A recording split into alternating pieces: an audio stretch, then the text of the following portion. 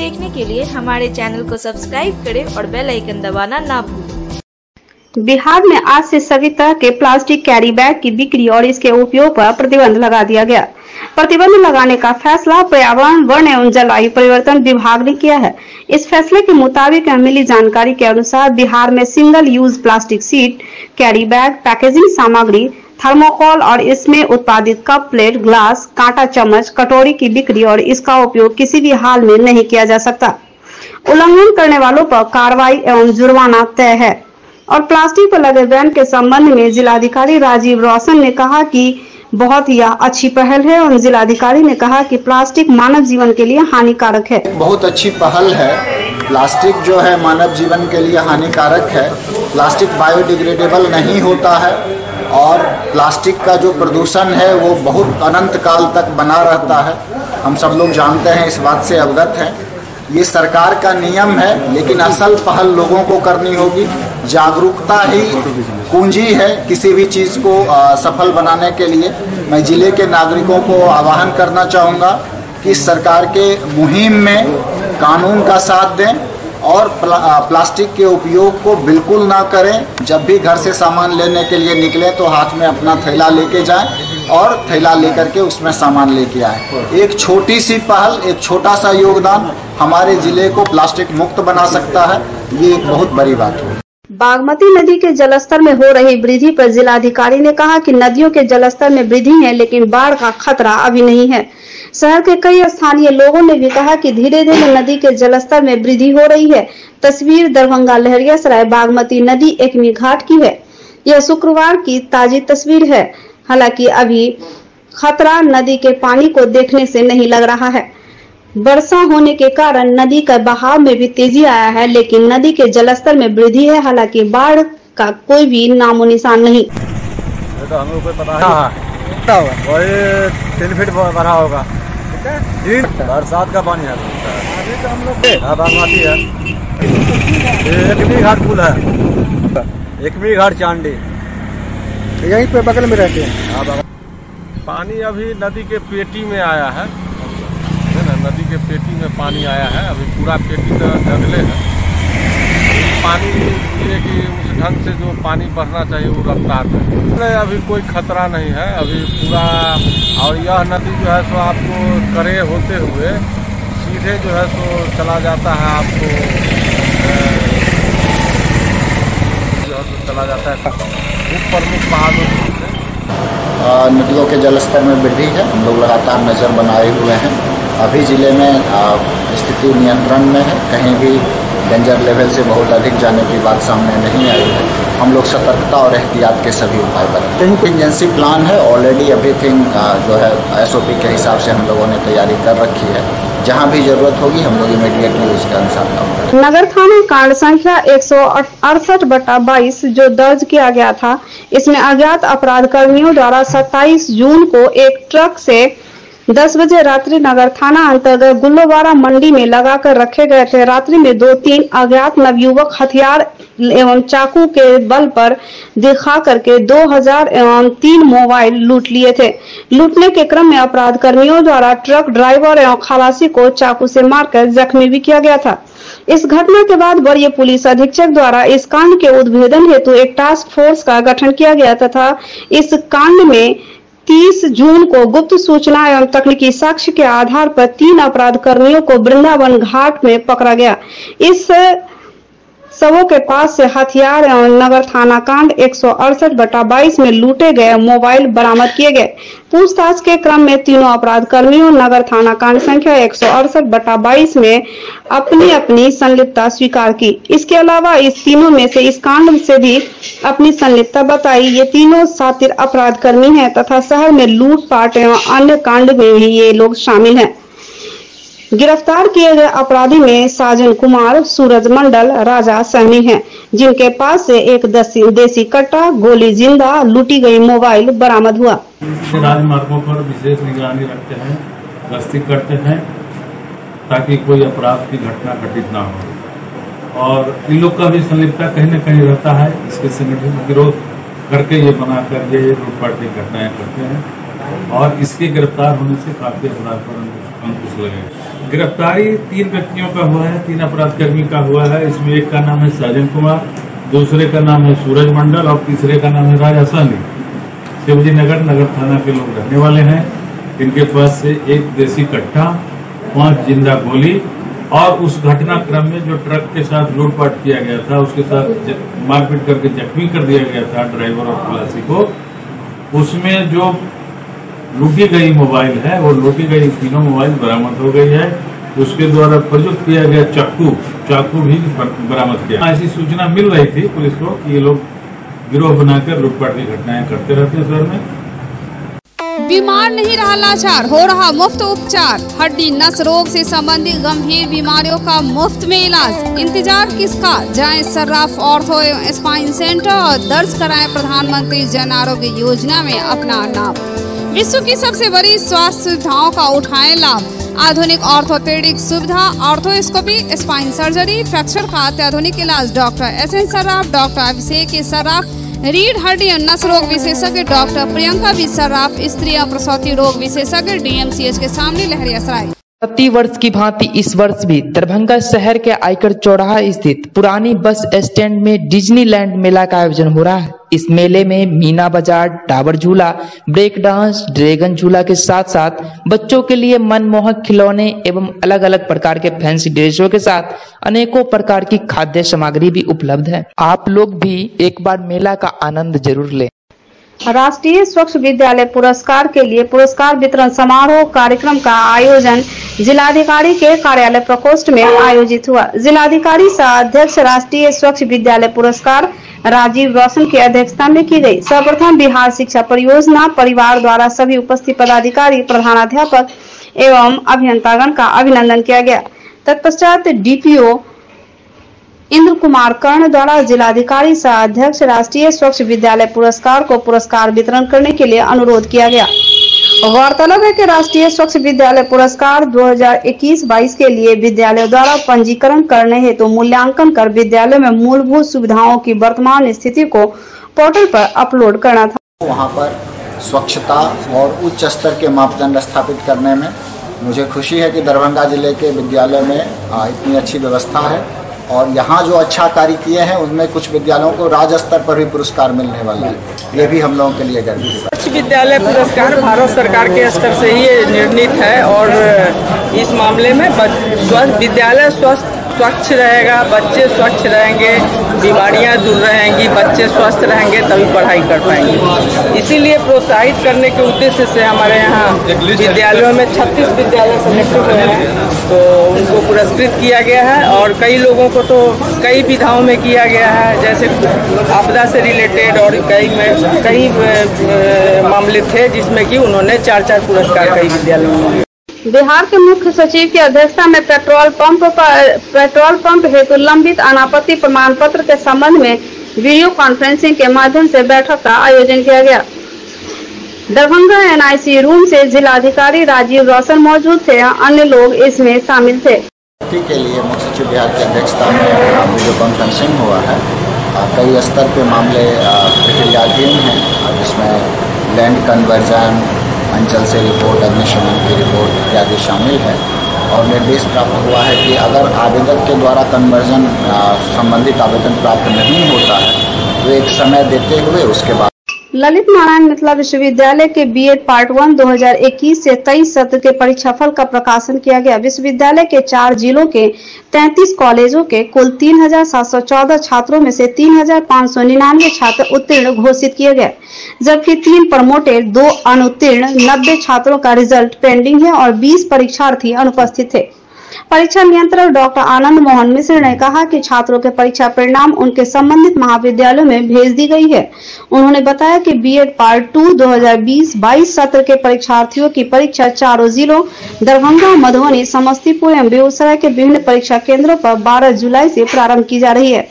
विश्वविद्यालय के कुल सचिव प्रोफेसर मुश्ताक अहमद ने कहा कि उक्त B.Ed पार्ट 1 के परीक्षा का परिणाम 31 जुलाई तक देना था, परंतु विश्वविद्यालय ने तत्परता दिखाते हुए 1 जुलाई को ही परीक्षा परिणाम प्रकाशित कर दिया।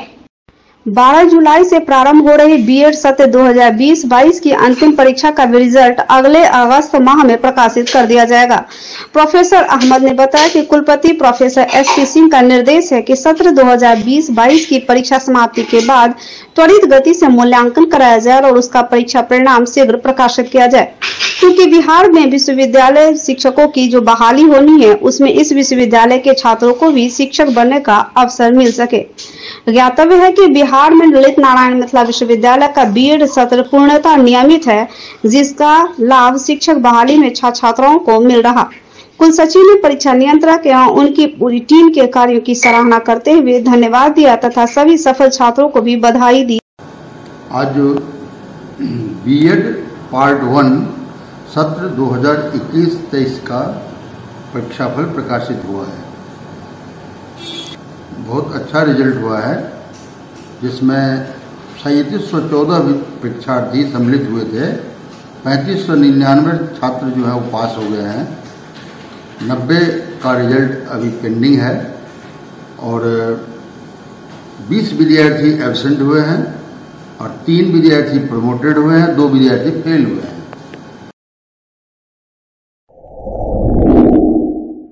Global health care and diabetes research centre, जो बिहार में पहला अंतर्राष्ट्रीय तकनीक एवं आधुनिक सुविधाओं से लैस सुपर स्पेशलिटी डायबिटीज केंद्र है, जहां एक छत के नीचे डायबिटीज से संबंधित सारी सुविधाएं मौजूद हैं, जैसे कि diabetes heart care, diabetes eye care, diabetes neuro care, diabetes foot care, diabetes pharmacy और डायबिटीज प्रयोगशाला। पता जीसस एंड मैरी स्कूल के पास, रहमगंज, दरभंगा, बिहार।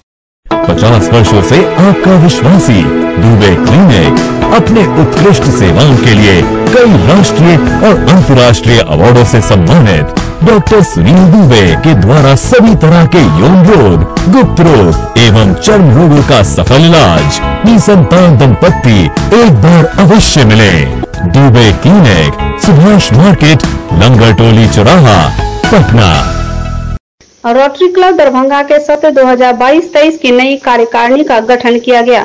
इस अवसर पर नई कार्यकारिणी ने अपना कार्यभार संभाला। सत्र 2022-23 के लिए सर्वसम्मति से रोटेरियन तनुज मेहता को अध्यक्ष एवं रोटेरियन डॉक्टर हरेंद्र कुमार को सचिव और रोटेरियन नीरज खेरिया को कोषाध्यक्ष बनाया गया।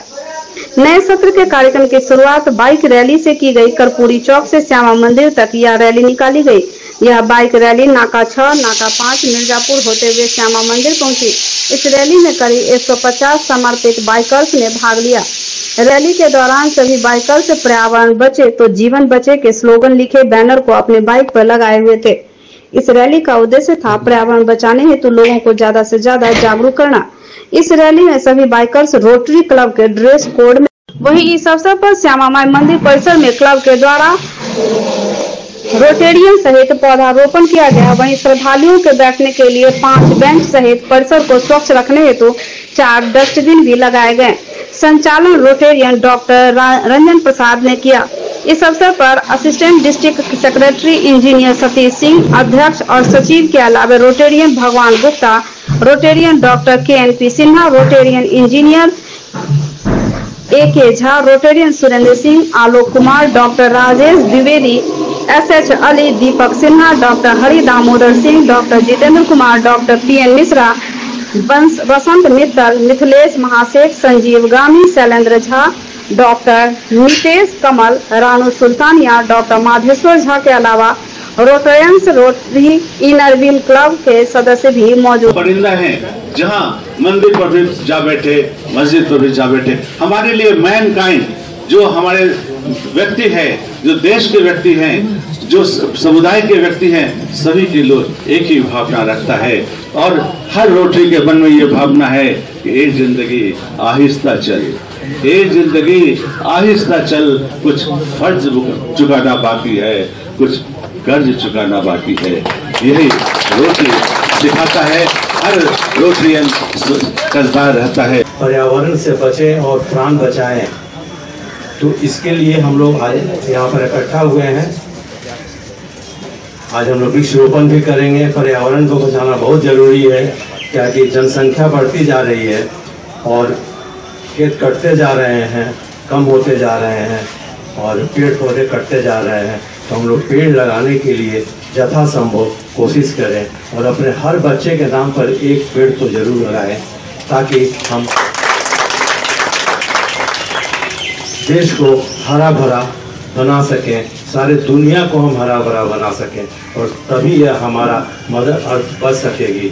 हम सपने भी देखते हैं और सपनों को साकार भी करते हैं, और इस साल फिर हमारे प्रेसिडेंट कई ऐसे सपने देखे हैं जो इस शहर को कई ऐसे चीज़ों से, कई ऐसे इनके जैसे थीम में है कि कई स्कूल्स को इन्होंने रखा है अपने प्रोजेक्ट में कि करना है, कई जगह पे इन्होंने रखा है कि हम हेल्थ क्लास बनाएंगे या कई चीज़ करेंगे। तो ये निरंतर प्रयास रहता रोटरी का साल दर। हमारे सबसे बड़ी रोटरियन यहाँ केएनपी अंकल और श्री भगवान गुप्ता अंकल बैठे हुए हैं। इन लोग के दौर से जब हम देखते हैं पीछे एक यहाँ पे अगर एक शौचालय देखेंगे, आज से 40 साल पहले 45 साल पहले सर बना हुआ है। तो आप देख सकते हैं कि रोटरी हर साल कुछ ना कुछ करता रहा है और इस समाज को देता रहा है, आगे भी देता रहे। ईश्वर को प्रणाम और धन्यवाद देना चाहूँगा, जिसकी कृपा से मैं इस ऐतिहासिक समारोह का हिस्सा बना। मैं सब प्रेम आभार अभिनंदन माननीय ये हरी सनी जी एमएलसी साहब जी को करना चाहूँगा, जिन्होंने अपना बहुमूल्य समय देकर हमारे बीच में आए। मैं धन्यवाद और मंच पे उपस्थित सभी लोगों को करना चाहूँगा। मेरे रोटारियंस, मेरे रोटराइंस और रोटैट और इनरविल के जो सारे आए हैं, मैं उनको बहुत और सारे जो हमारे साथ जो आए यहाँ पे हैं इस रैली में, जो हम लोगों ने कर्पूरी चौक से लेकर यहाँ तक और मैत्री के लिए काम करता है और समाज के अंतिम पायदान पर लोगों को मैक्सिमम फायदे के लिए जो है कि ये क्लब हमेशा अपने कार्यों को करती आई है और इनका लक्ष्य रहता है कि समाज के निचले पायदान पर खड़े लोगों को ज़्यादा से ज़्यादा फायदा मिले। जैसा कि हम लोग के आज से सत्र शुरू हो रहा है, हमारे प्रेसिडेंट के विजन में बहुत सारे समाज कल्याण के कार्यक्रम हम लोग लेंगे। इस सर बोले हैं कि वृक्ष लगाना सब जान गए हैं कि बहुत जरूरी है, लेकिन हम अपने बच्चे के बर्थडे के अवसर पर लाख खर्च कर लेंगे, बेटी के विवाह में लाखों लाख खर्च कर लेंगे, लेकिन मेरे मन में यह भाव क्यों नहीं आता है कि आज 5वां वर्षगांठ है मेरे बेटे का, तो 5 पौधा लगाऊंगा। और कैसे लगाऊंगा? जैसे अपने बच्चे का जीवन सुरक्षित देखना चाहता हूं, मैं पेड़ को भी उतना ही सुरक्षित रखने का प्रयास मात्र करूंगा।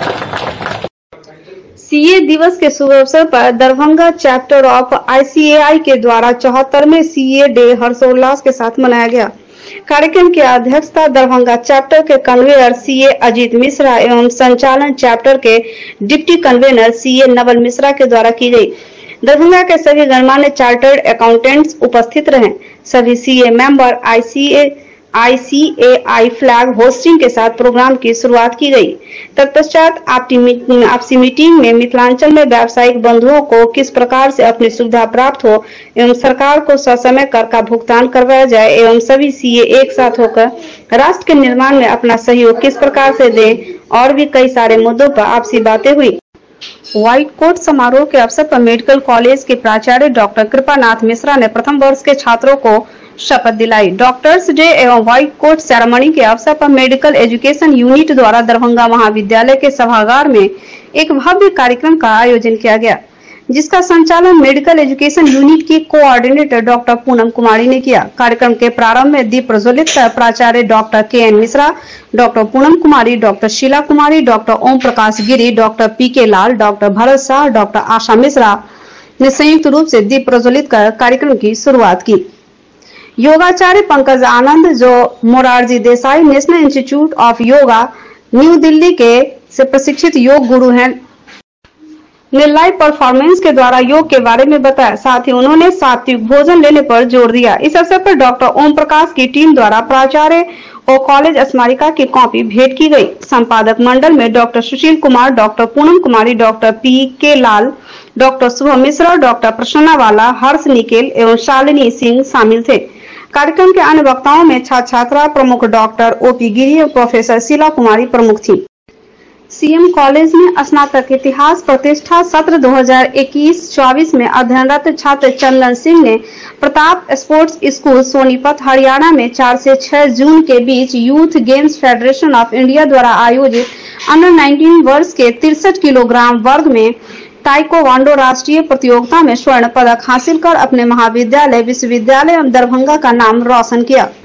सीएम कॉलेज के प्रधानाचार्य डॉक्टर अनिल कुमार मंडल ने चंदन सिंह को मिठाई खिलाकर आशीर्वाद देते हुए आगामी अगस्त माह में पोखरा स्टेडियम नेपाल में होने वाले इंटरनेशनल ताइक्वांडो प्रतियोगिता में विजयी होने का आशीर्वाद देते हुए कहा कि यह उपलब्धि महाविद्यालय, विश्वविद्यालय और पूरे मिथिला क्षेत्र के लिए काफी महत्वपूर्ण तथा अन्य छात्र छात्राओं के लिए प्रेरक है। प्रत्येक शुक्रवार की तरह इस शुक्रवार को जिलाधिकारी राजीव रोशन का भी जनता दरबार लगा, जिस जनता दरबार में फरियादियों की काफी भीड़ देखी गई। जिले के विभिन्न थाना क्षेत्र से आए हुए फरियादियों ने अपनी फरियाद सुनाई। किसी को जमीन नहीं था तो इनको रहने के लिए सरकारी आवासीय जमीन चाहिए था। किसी व्यक्ति के परिवार के सदस्य का कोरोना काल में मृत्यु हो गई थी, लेकिन अब तक इनको जो सरकारी योजना से फंड मिलना था वह नहीं मिल रहा। और 4 लेन सड़क निर्माण को लेकर भू अर्जन पदाधिकारी की वस्तु स्थिति का वर्तमान मूल्यांकन किए बगैर ही जिस जमीन का 20 लाख 50 लाख होना चाहिए था, उस जमीन का रेट 1.5 लाख से 2 लाख की कमी काफी कीमत पर उन जमीनों को बेच दिया गया, जिसकी फरियाद लेकर फरियादी जिलाधिकारी के समक्ष पहुंचे। समस्त कर्ण महिलाओं के मध्य एकता एवं सहयोगिता की भावना विकसित करने, अपनी संस्कृति एवं भाषा को बचाने एवं महिलाओं में प्रतिभा हुनर तलाश कर प्रोत्साहित करने के उद्देश्य से बनी कर्ण गोष्ठी महिला समूह पंजी ने जुबली हॉल में उत्सव धूमधाम से महामिलन कार्यक्रम का आयोजन किया। समूह की संस्थापिका श्रीमती सुनीता दास, महाविद्यालय चंचला दास, रेखा दास, गीता कुमारी, रानी दास, रंजना दास, नेहा कुमारी, रीता दास ने समाज के समर्पित, परिश्रमी एवं निस्वार्थ सेवा भाव से समाज के लिए कार्य करने वाली एवं विशिष्ट गुणी महिलाओं को सम्मानित किया गया। कर्ण गोष्ठी महिला समूह ने मिथिला विधि व्यवहार से संबंधित गीतों के संकलन का पुस्तक रूप में विमोचन किया गया। इस कार्यक्रम में सुनीता दास ने स्वरोजगार एवं ग्रामीण महिलाओं को जोड़ने पर बल दिया।